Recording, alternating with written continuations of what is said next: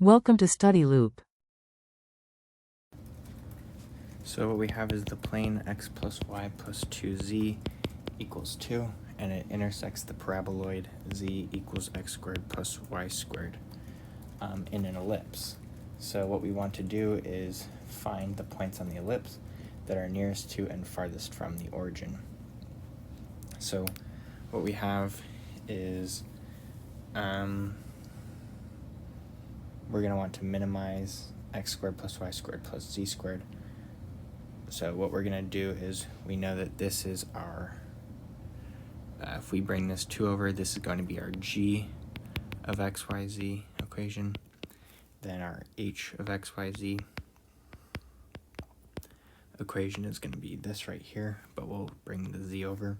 So now what we have is that the gradient of f is equal to lambda times the gradient of g plus mu times the gradient of h. So what that's going to look like is 2x equals lambda plus mu 2x, and then 2y equals lambda plus mu 2y, and then 2z equals 2 lambda minus u. So based on this, we set these all equal to 0.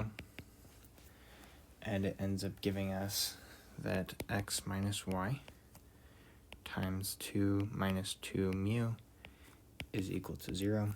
So that tells us that mu equals 1, or x equals y.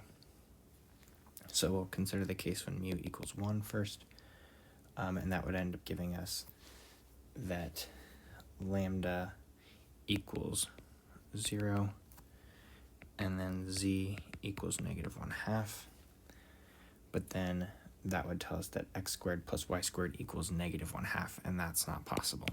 So we conclude that x equals y, which tells us that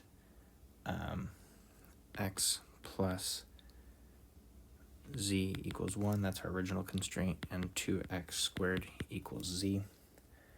So from the first equation, we get z equals 1 minus x, and then the second one shows us that 2x squared plus x minus 1 equals 0, and this will factor out, so x equals 1/2 and -1 as solutions. So we have two critical points now.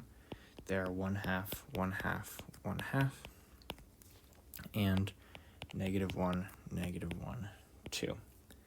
So calculating this, we see that f of 1/2, 1/2, 1/2 gives us 3/4, and f of -1, -1, 2 gives us 6.